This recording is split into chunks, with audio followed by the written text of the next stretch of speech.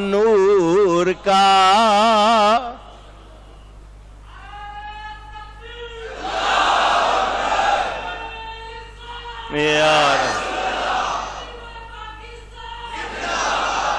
چچا کہہ رہے آپ کی عمر کم تھی، پالنے میں تھے، جھولے میں تھے، لیکن چاند سے کھیل رہے ہیں، چاند ہل رہا ہے۔ حضور نے فرمایا چچا اور بھی سناؤں، اور بھی سناؤں؟ تو نے تو چاند کا ہلنا سیکھا اس وقت جب کہ میں زمین پر لیٹا ہوا تھا۔ چچا جب میں اپنی ماں کے شکم میں پیٹ میں تھا، لوح محفوظ پر قلم چلتا تھا، نہیں عرش کے سامنے چاند سجدہ کرتا تھا، میں اس کی آواز کو ماں کے پیٹ میں سنتا تھا۔ اللہ اکبر،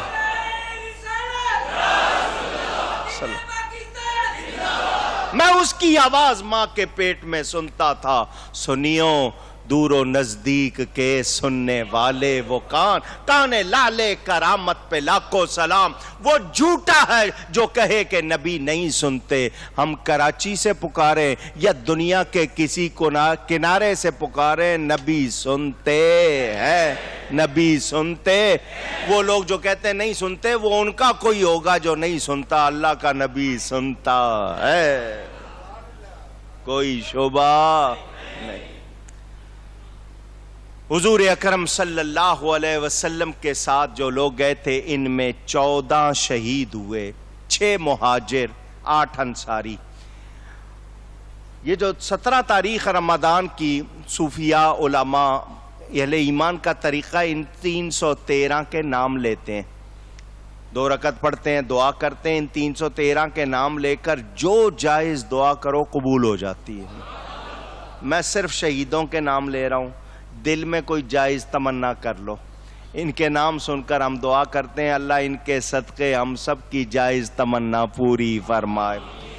مہاجروں میں 6 میں سے عمیر بن ابی وقاص، 16 برس کی عمر تھی، آپ کو میں نے بتایا تھا۔ حضور صلی اللہ علیہ وسلم نے ان سے کہا تھا نا واپس جاؤ، تو یہ رو پڑے تھے۔ یہ وہ صفوان بن وہب، ان کا نام صفوان بن بیدا بھی لکھا گیا ہے۔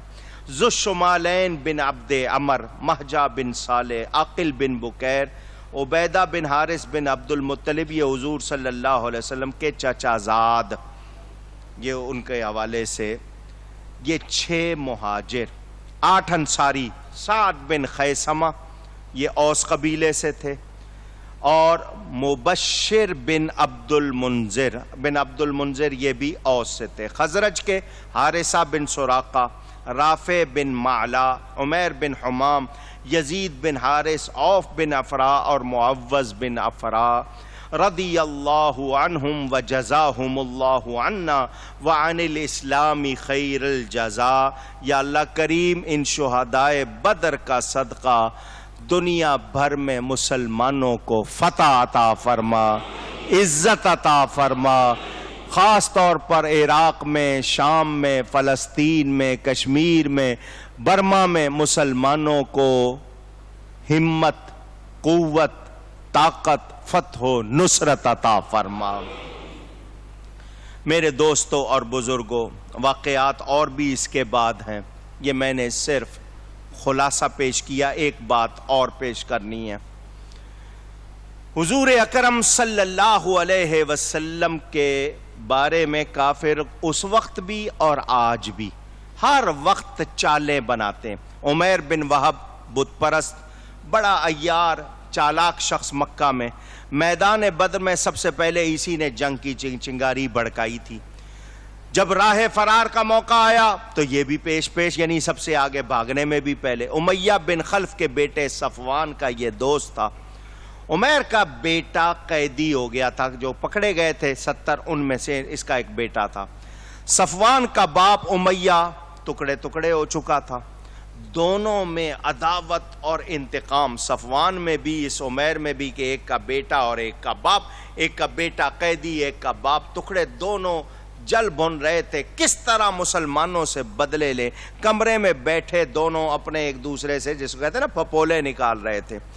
عمیر نے کہا مجھ پر اگر قرض نہ ہوتا میں عیالدار ہوں، میرے گھر والوں کا خرچ اخراجات کا مسئلہ ہے، اگر یہ مجبوریاں نہ ہوتی تو میں نبی کو آگے نہیں بول سکتا.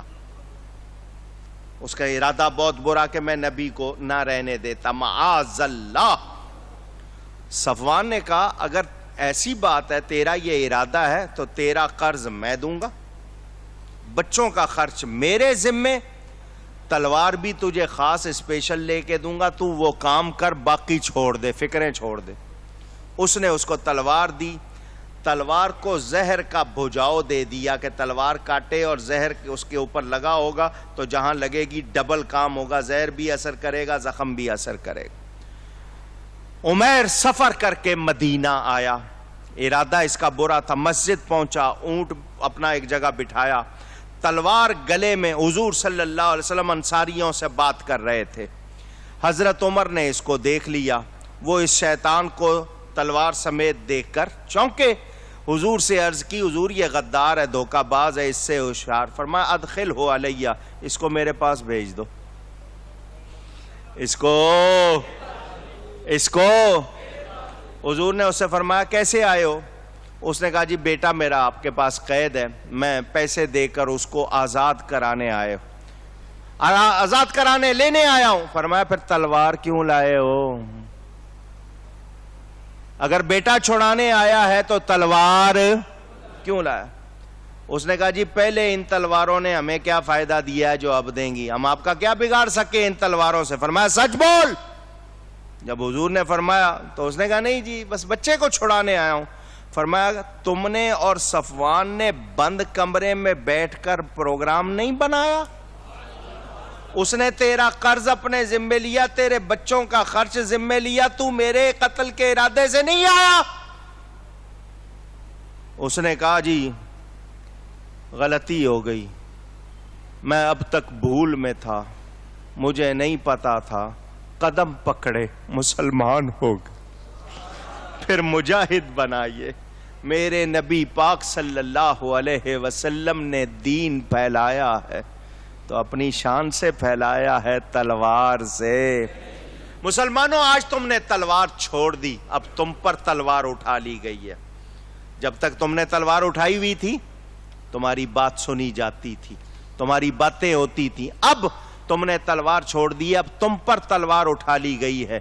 کبھی تمہارے مزاروں کو گرایا جا رہا ہے، کبھی تمہاری مسجدوں کو نشانہ بنایا جا رہا ہے، کبھی تمہارے شعائر کو نشانہ، کبھی تمہارے بے گناہوں کو نشانہ. مسلمان ہو تو اللہ کی راہ میں جہاد سے کبھی منہ نہ موڑنا.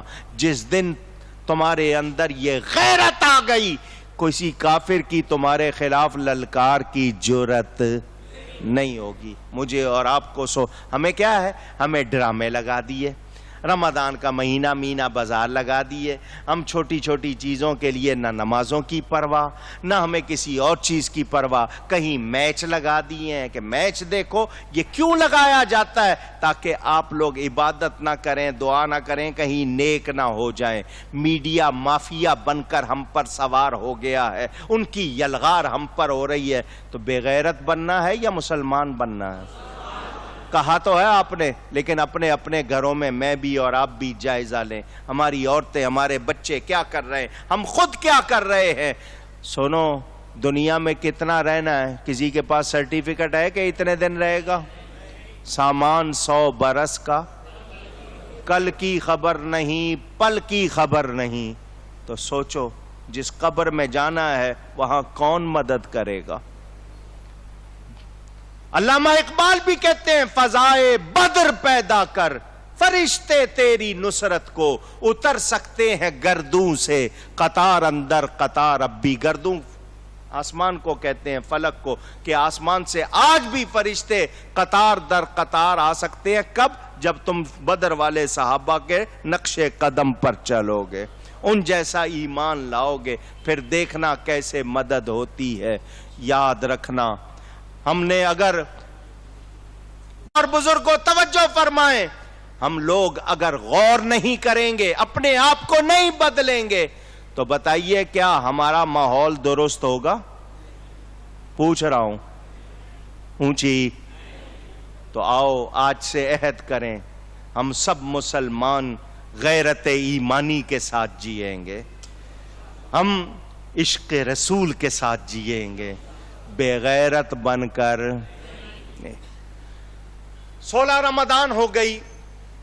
16 رمضان ایک روایت کے مطابق اس ہستی کا یوم وصال، اس مقدس خاتون کا یوم وصال، جس خاتون کو اللہ نے اپنے حبیب کے لیے پسند کیا۔ حضرت جبریل امین حضرت عائشہ کو ریشمی کپڑے میں لپیٹ کر لائے کہ اللہ نے اس کو دنیا و آخرت میں آپ کی بیوی بنایا ہے۔ حضرت ابو بکر صدیق کی یہ شہزادی میرے نبی پاک کی زوجہ محترمہ بنی۔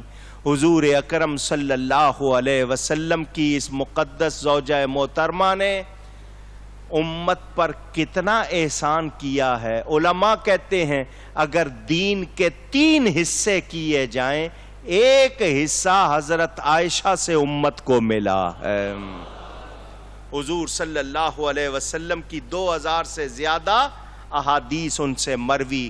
یہ تیمم کرتے ہو، یہ ان کا صدقہ، ان کی مہربانی، اور کتنے احکام ان کی برکت سے ملے ہیں۔ اور حضور اکرم صلی اللہ علیہ وآلہ وسلم کے ان کے بارے میں خود ارشادات، اور یہ وہ خاتون ہے کہ اللہ نے ان کی شان میں 17 آیتیں نازل کی ہیں۔ سورہ نور میں واقعہ عفق کے حوالے سے میں نے تراویح کے درس میں بیان کیا، اللہ نے ان کی شان میں آیتیں اتاری۔ یہ حضرت عائشہ صدیقہ رضی اللہ تعالی عنہ کا یوم وصال بھی ہے۔ فتح مکہ، مکہ مکرمہ حضور نے فتح کیا، خون کا ایک قطرہ نہیں گرا اور مکہ فتح کر لیا، تو اس کا موقع بھی ہے۔ لیکن میں نے آپ کے سامنے صرف 2 باتیں کرنی ہیں۔ ایک تو اعتکاف، 20 تاریخ کی شام سے لے کر چاند نکلنے تک، یہ 10 دن کا اعتکاف، بھلے 29 کو چاند ہو جائے ثواب 10 کا ہی ملے گا۔ یہ 10 دن کا اعتکاف سنت مؤکدہ علی الکفایہ، اگر محلے میں کسی ایک نے بھی نہیں کیا تو سارے گناہگار ہوں گے، کوئی ایک ضرور کرے، مرد مسجد میں، عورتیں کرنا چاہیں تو گھر میں۔ یہ آخری عشرے کا اعتکاف کیا جاتا ہے، تو اس لیے میں نے اس کے حوالے سے 2 باتیں کرنی ہیں، پھر ذکر کرنا ہے خلیفہ رابع مولا کائنات حضرت سیدنا علی کرم اللہ تعالی وجہ الکریم کا۔ تھوڑا سا آپ کا ٹائم اور لوں گا۔ مسجد میں عبادت کی نیت سے ٹھہرنے کو اعتکاف کہتے ہیں۔ حضور اکرم صلی اللہ علیہ وآلہ وسلم خود اعتکاف فرماتے تھے، اسی لیے یہ سنت مؤکدہ ہے، مگر علی الکفایہ۔ علی الکفایہ کا مطلب کوئی ایک کر لے تو سب کی طرف سے ادا ہو جاتا ہے۔ ابن ماجہ میں حدیث، یہ تمام نیکیوں کے برابر، یعنی جس نے اعتکاف کیا اس نے سب نیکیاں کر لی، اس نے سب نیکیاں کر لی۔ بیہقی میں حدیث موجود، راوی کا ہی نام سن لو پہلے، اس کو روایت کون کر رہے ہیں، بیان کون کر رہے ہیں؟ اس حدیث کو بیان کر رہے ہیں فخر کونین حضرت سیدنا امام حسین رضی اللہ تعالی عنہ، کہ حضور صلی اللہ علیہ وسلم نے فرمایا اعتکاف 2 حج اور 2 عمرے کے برابر ہے، یعنی جس نے اعتکاف کیا اس کو 2 حج اور 2 عمروں کا ثواب ہوگا۔ میرے دوستوں اور بزرگوں، جو لوگ اعتکاف بیٹھتے ہیں مسئلے پوچھ لیتے ہیں، میں نے صرف 2 باتیں کرنی ہیں۔ لازمی بات ہے روزہ رکھا ہوا ہے، مسجد میں ہے، تو گناہ کا تو تصور بھی نہیں۔ جتنا ٹائم گزارنا ہے کس میں گزارنا ہے؟ عبادت میں۔ درود شریف پڑھیں، قرآن پڑھیں، دین سیکھیں، موبائل نہیں سننا، سوتے نہیں رہنا، سوتے نہیں رہنا ہے، عبادت کرنی ہے۔ جیسے بچہ ماں کا پلو پکڑ لیتا نا، دامن، کہ جب تک دلاؤ گے نہیں چیز میں نے دامن نہیں چھوڑنا ہے، اسی طرح اعتکاف کرنے والا اللہ کا گھر پکڑ لیتا ہے، جب تک بخشش نہیں ہوگی اٹھنا نہیں ہے، اٹھنا تو بخشش لے کے اٹھنا ہے. اور پھر سب سے بڑا فائدہ شب قدر. 5 راتوں میں سے کوئی ایک رات ہے اور وہ ٹھہرا ہی مسجد میں ہوا ہے تو اس کو تو ملنی ہی ملنی ہے.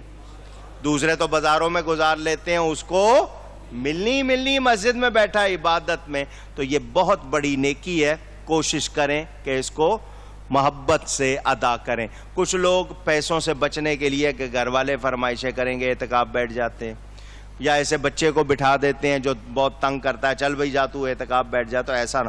کچھ قرض والے قرض سے بچنے کے لیے بیٹھ جاتے ہیں کہ لوگ آ کے مانگے نہیں, ارے میں تو اعتکاف بیٹھا ہوں اب بعد میں ہی تو ایسی حرکت نہیں. اللہ کے لیے بیٹھیں, صحیح لوگ بیٹھیں, صحیح عقیدے میں, صحیح مسجد میں بیٹھیں, اعتکاف کریں. یہ جو بہت سارا سامان لوگ اٹھا کے لے آتے ہیں یہ اچھا طریقہ نہیں ہے. کلیکٹر کے پاس جاؤ, بادشاہ بلائے تو آپ کیا سامان اٹھا کے لے کے جاؤ گے؟ تو یہ مسجدوں میں اتنا سامان لے آتے ہیں, صرف ضرورت کا سامان. مکہ مکرمہ مدینہ منورہ میں صرف ایک تکیہ, ایک کمبل, اور کسی چیز کی اجازت نہیں ہے. ایک تکیہ, ایک کمبل. یہاں لوگ ٹفن لاتے ہیں, بسترے لاتے ہیں, پتہ نہیں پورے بیگ لاتے ہیں. تو اتنا سامان نہیں ہونا چاہیے. ضروری نہانے کے لیے خاص طور پر مسجد سے نہ نکلے. اگر انتظام ہے تو وہیں نہا لے, لیکن صرف نہانے کی نیت سے باہر نہیں نکلنا. نہانا منع نہیں ہے, حاجت ہو جائے تو پھر تو نہائیں گے, لیکن نہا سکتا ہے, لیکن صرف نہانے کے لیے باہر نہیں نکلے گا. گیا ہوا ہے استنجا خانے میں, ساتھ میں نہانے کا انتظام ہے, نہا لے, تو وہ منع نہیں ہے. اس کے لیے جو مسائل ہیں کہ مسجد میں بیٹھنا ہے, اگر اس مسجد میں جمعہ نہیں ہوتا تو دوسری مسجد میں جائے, مگر صرف جمعہ پڑھے واپس آ جائے, راستے میں رکنا نہیں ہے, یہ یاد رکھیں. کھانا پینا سونا سب اس کا مسجد میں ہو, مسجد سے باہر نہ ہو.